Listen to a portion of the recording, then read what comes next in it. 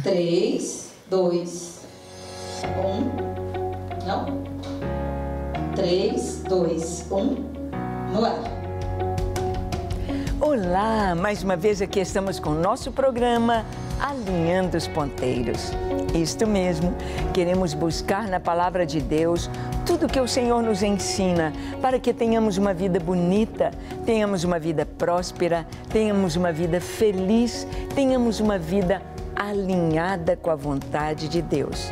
Porque alegria, felicidade, paz e tudo que é bom nós só encontramos no Senhor.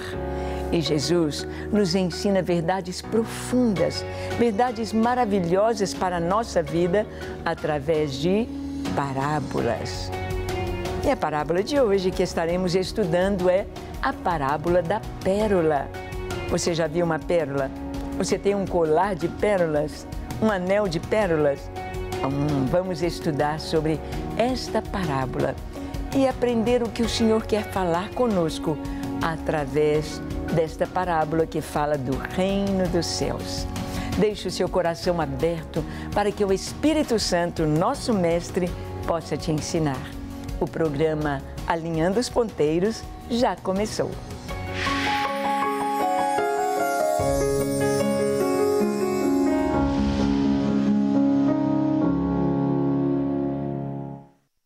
Muito bem, Jesus conta tantas histórias, conta tantas parábolas. E nós sabemos que naquela época havia o comércio de pérolas. Pérolas. E não é todo lugar que há produção de pérolas. Mas o Senhor conta uma história, conta uma parábola, referindo-se ao reino dos céus, referindo-se às coisas espirituais. Porque muitas vezes nós temos ideia que achamos que talvez na igreja todo mundo seja perfeito. Ou pensamos que Deus tenha filhos especiais, filhos prediletos. Nós vamos descobrir verdades profundas, tesouros maravilhosos nas histórias de Jesus. Vamos então à nossa parábola de hoje. Mateus 13, 45 e 46. Diz o seguinte: o reino dos céus é também semelhante a um que negocia e procura boas pérolas. E tendo achado uma pérola de grande valor, vende tudo o que possui e a compra. Aqui Jesus, com poucas palavras, ele está contando sobre a preciosidade do reino dos céus, do reino de Deus. Ele diz que é semelhante a um homem que procura boas pérolas. Bem, quem está procurando boas pérolas? Quem tem recursos para comprar uma pérola de grande preço, de grande valor? É o Senhor. Deus está à procura de boas pérolas. Ele está à procura, ele é um negociante, ele é um especialista em pérolas. Ele ama pérolas. Ele conhece as pérolas perfeitas, as pérolas preciosas. E ele está procurando boas pérolas. Como se forma uma pérola? Nós sabemos que a pérola é considerada, está entre as pedras preciosas para se fazer joias. Mas a pérola não é uma pedra, não é um mineral como o diamante, como o rubi, como a esmeralda, como outras pedras preciosas ou semipreciosas. Não. A pérola é apenas um grãozinho de areia, ou um cisquinho do fundo do mar, que entra dentro da ostra e ali começa a incomodar o molusco, aquele bichinho de dentro da ostra. E ali aquele animalzinho, aquele molusco, começa a liberar uma substância chamada madrepérola, ou mãe da pérola, madrepérola. E ele vai cobrindo aquela imperfeição daquele grãozinho de areia. Aquele grão de areia machuca, fere, dói. Então ele vai procurando arredondar, tirar as pontas, tirar a aspereza, tirar o que machuca daquele agentezinho agressor que está dentro da ostra. O molusco não tem como tirar, ele não tem mãozinha para colocar para fora, não tem uma vassourinha para varrer. Então ele começa a envolver aquele grãozinho de areia com a madrepérola. E quanto mais tempo aquele grãozinho estiver ali dentro, quanto mais tempo permanecer junto com o molusco, aquele agente agressor, maior será a pérola. Ou seja, olhando o tamanho de uma pérola, se sabe quanto tempo aquele molusco teve de suportar aquele agente agressor, teve de suportar aquele grãozinho de areia. E quanto mais redondinha a pérola, quanto mais perfeita, mais valor ela tem. Então a pérola é admirada por sua perfeição, pela sua, podemos ver assim, como esfera mesmo, na sua perfeição e o tempo que ela foi gerada. Quanto maior, mais tempo. As pérolas eram então usadas para joias, usadas para os enfeites, usadas para fazer um anel, um pingente, um colar. Pérolas, pérolas. E nós sabemos que vamos encontrar pérolas nas Escrituras. Nós vamos encontrar pérolas nas portas da Nova Jerusalém. Olha o que diz Apocalipse 21, 19 a 21. Está escrito assim: os fundamentos da muralha da cidade estão adornados de toda espécie de pedras preciosas. O primeiro fundamento é de jaspe, o segundo de safiro, o terceiro calcedônia, o quarto de esmeralda, o quinto de sardônio, o sexto de sárdio, o sétimo de crisólito, o oitavo de berilo, o nono de topázio, o décimo de crisópraso, um décimo de jacinto, duodécimo de ametista. As 12 portas são 12 pérolas e cada uma dessas portas de uma só pérola. A praça da cidade é de ouro puro, como vidro transparente. Aqui em Apocalipse capítulo 21, nós vamos encontrar aqui o Senhor descrevendo a Nova Jerusalém, descrevendo essa cidade fantástica, essa cidade maravilhosa, essa cidade que é um tesouro, que é um esplendor, essa cidade que é uma obra de arte, de ourives, de joias.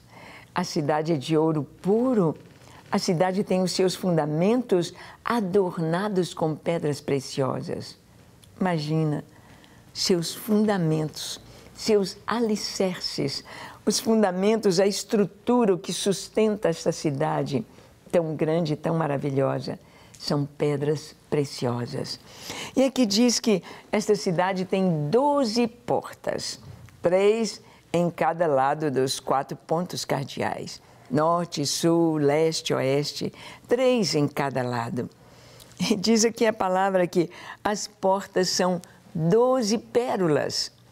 Imagina, se essa cidade é quadrangular, ela tem a mesma altura, a mesma largura e o mesmo comprimento, é um cubo.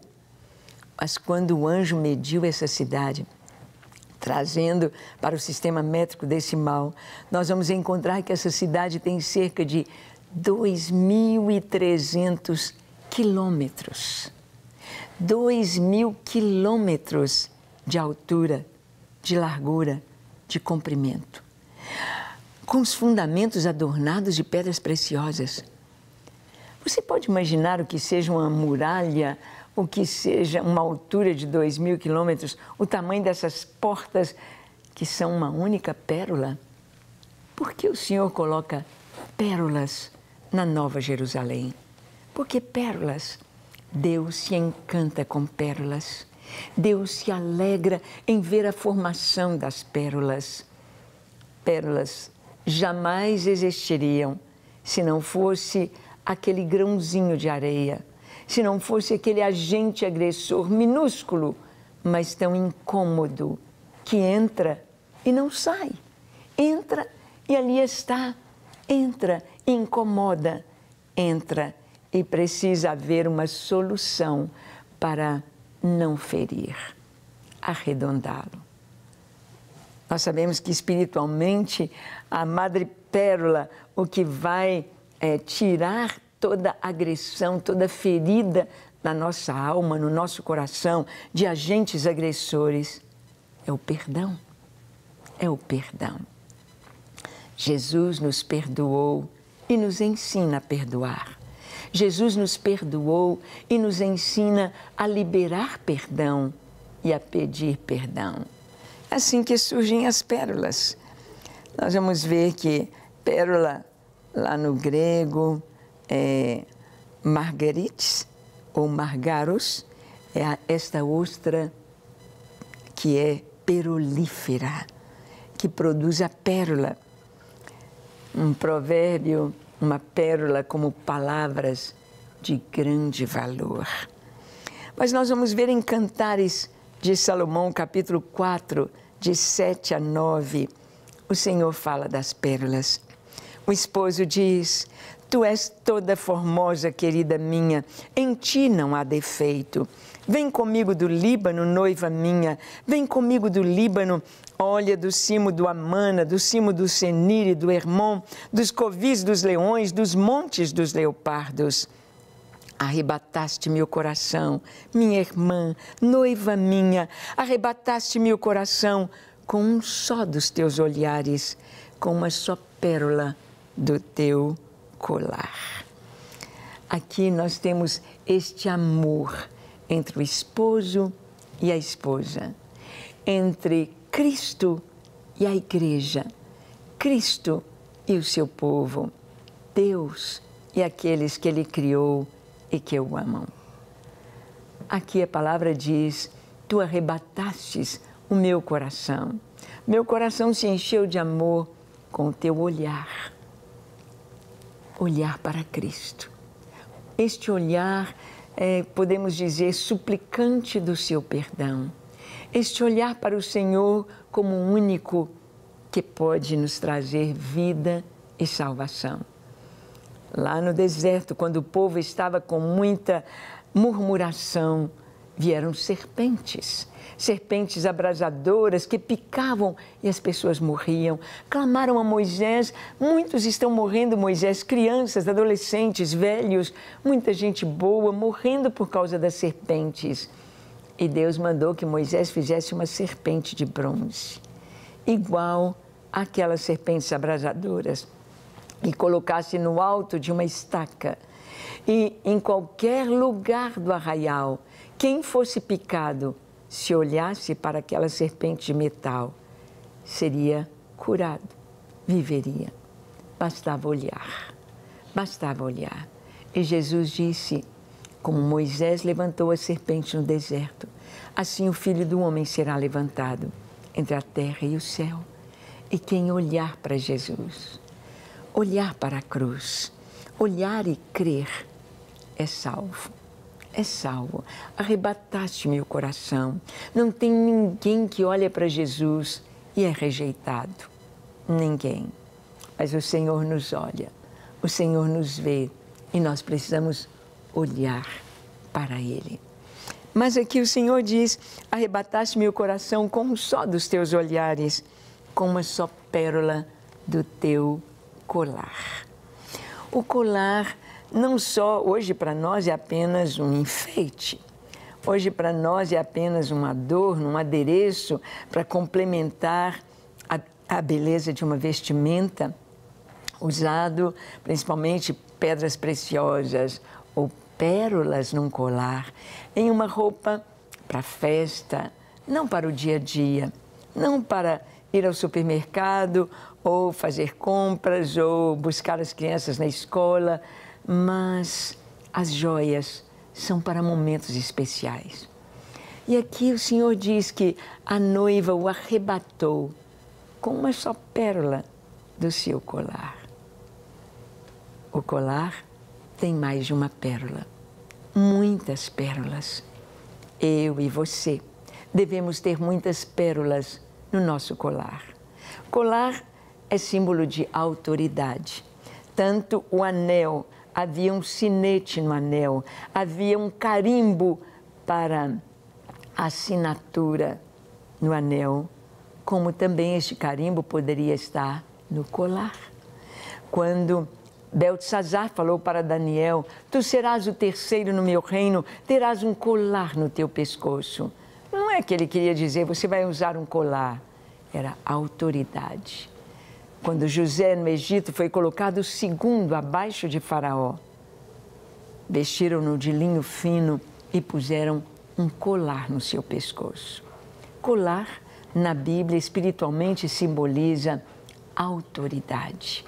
Autoridade da esposa, autoridade da igreja, autoridade do povo de Deus está no nosso colar de pérolas, ou seja, a nossa capacidade de perdoar e de pedir perdão. A nossa capacidade de poder relevar, perdoar, liberar as pessoas. O Senhor é aquele que nos perdoou e nos ensina a perdoar. Jesus nos ensina a orar dizendo: perdoa as nossas dívidas, como nós perdoamos aos nossos devedores. E Jesus ensinou a orar e disse: se vocês não perdoarem de coração aqueles que devem aos seus devedores, se você não puder perdoar, também não será perdoado. As pérolas vão nos falar exatamente disso. Vão nos falar do perdão. Essa capacidade de envolver um agente agressor com a madrepérola, fazendo com que aquele agente agressor, aquelas arestas, aquelas pontas doídas, não firam mais o perdão. Por isso, o Senhor disse: arrebataste meu coração com uma só pérola do teu colar. Quantas pérolas você tem no seu colar? A quantas pessoas você já perdoou? Quantas vezes você já perdoou? O marido, a esposa, os filhos, os pais, o pastor, o irmão, o patrão, o empregado, o vizinho, a sogra, os parentes. Quantas vezes você já perdoou? Arrebataste meu coração. Você quer arrebatar o coração do Senhor, o amor do Senhor? Perdoe. Ame como Ele amou. É isso que está escrito. As nossas experiências com Deus, elas são pérolas preciosas. Olha o que está escrito em Mateus capítulo 7, versículo 6. Não deis aos cães o que é santo, nem lanceis aos porcos as vossas pérolas, para que não as pisem com os pés e, voltando-se, vos dilacerem. As experiências que nós temos com Deus, elas são tão maravilhosas.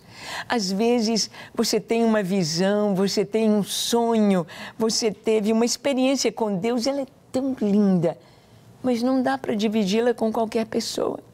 Aqueles que não creem, eles vão rir, eles vão debochar. É o que está escrito: não deis aos cães. Cães eram todos os que não faziam parte do povo de Israel, não faziam parte da nação, eram os cães. Cães são todos aqueles que não compartilham a nossa fé, não entendem Cristo, a Bíblia, a fé. Então, se você vai compartilhar com eles experiências que você tem com Deus, experiências profundas, maravilhosas, pode acontecer o que a palavra diz: vão pisar com os pés nas suas pérolas, vão rir, vão criticar, vão sujar, e voltando-se, esses porcos ou esses cães ainda vão dilacerar, ferir. Então, nossas experiências com Deus são pérolas preciosas. O que você experimenta com o Senhor, o que você faz no reino de Deus. Quantas mulheres conseguem perdoar um marido que traiu? E às vezes a pessoa lá no mundo vai dizer: você é uma boba, você é tola, como que você vai perdoar assim? Ou o marido perdoar a esposa. Então, para o mundo, eles não conseguem entender isto. Mas a palavra de Deus nos diz que são pérolas. Pérolas preciosas. As pérolas não devem ser para exibicionismo. Não é para nos mostrarmos, para fazer show. Em 1 Timóteo, capítulo 2, 9 e 10, nós lemos assim: da mesma sorte que as mulheres em traje decente se ataviem com modéstia e bom senso, não com cabeleira frisada e com ouro ou pérolas ou vestuário dispendioso, porém com boas obras, como é próprio às mulheres que professam ser piedosas. Aqui o apóstolo Paulo está explicando para Timóteo como as mulheres devem portar, como as mulheres devem ser. Ele sabia que as mulheres e o ministério feminino é importantíssimo na igreja. A igreja é alavancada, a igreja vai em frente com o trabalho das mulheres. As mulheres cuidam da beleza da igreja, elas têm esse toque feminino nas festas, nos eventos, na arte, na música, na dança. Ali estão as mulheres. Mas muitas podiam desvirtuar ou podiam tomar um entendimento mundano para trazer para a igreja. Ou seja, fazer da igreja um desfile de modas. Fazer da igreja, fazer com que as outras irmãs estivessem olhando para elas, invejando o seu cabelo, o seu penteado, a sua roupa, as suas joias, as suas pérolas.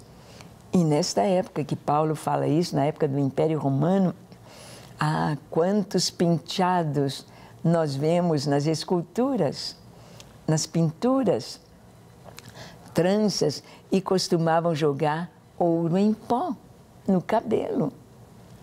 Quanto mais ricas, mais se exibiam. E pérolas também nas tranças. Ficava maravilhoso. Mas aquilo ali chamava atenção para si. E Paulo diz: não, Timóteo, fale com as mulheres que elas devem se vestir de maneira modesta. Não preocupem com o frisado do cabelo, com os penteados da moda, com as joias, com as pérolas no cabelo. Não, não é para exibir. É para que elas sejam modestas, para que elas sejam simples, não chamar atenção para si, mas Paulo diz aqui, elas vão ter boas obras, chamar atenção para aquele que é o centro das suas vidas. Elas vão, como diz, mulheres que professam ser piedosas vão ser adornadas com boas obras. O valor delas está no que fazem, está na sua vida, está no seu fruto e não na sua performance. Hoje, nós somos muito levados pelas aparências. Hoje, nós somos muito levados pelo visual. E as pessoas hoje estão trabalhando muito a sua performance, o seu visual. Estão se esquecendo da essência. A essência, boas obras. A essência, fazer a vontade de Deus. As pérolas não são para exibicionismo. As pérolas são para glorificar a Deus. Ou seja, as nossas experiências com Deus devem adornar a nossa vida e nós devemos mostrar boas obras em todo o tempo. Então, quando Jesus contou esta parábola daquele homem que negocia boas pérolas e encontra uma de grande valor, então ele vai, vende tudo o que tem e adquire aquela pérola. Deus enviou Jesus, pagou um altíssimo preço, o maior preço, um preço, podemos dizer, incalculável, para nos adquirir, para que nós possamos ser o reflexo dele na terra, para que nós possamos ser filhos de Deus, para que nós sejamos perdoadores como Ele nos perdoou, como Ele nos amou, possamos amar. Como Ele viveu aqui na terra, possamos viver. Como Ele nos ensinou, possamos ensinar e possamos viver. Amém? É isso que a parábola da pérola nos fala. E que no nosso colar, a autoridade da nossa vida, tenhamos múltiplas experiências com Deus de perdão e de boas obras, amando e perdoando. Você tem feito isso? Vamos orar? Feche seus olhos, curva sua fronte. Se for possível, se ajoelhe. Ore comigo dizendo assim: Senhor, eis-me aqui em Tua presença. Eu abro meu coração para Ti. Clamo pelo Teu perdão. Contempla minha vida, lava-me, limpa-me, Senhor. Encha-me da Tua presença.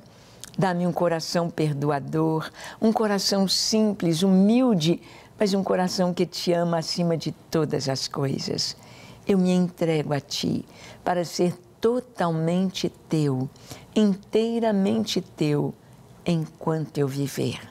Toma minha vida e usa-me para a glória do Teu nome. Em nome de Jesus. Amém, amém e amém. É isso aí. Vamos ter experiências com Deus e glorificar o Seu nome. Que Deus te abençoe ricamente, que você possa cada dia conhecer mais o Senhor, amá-lo, servi-lo, adorá-lo e sempre perdoar. Deus te abençoe.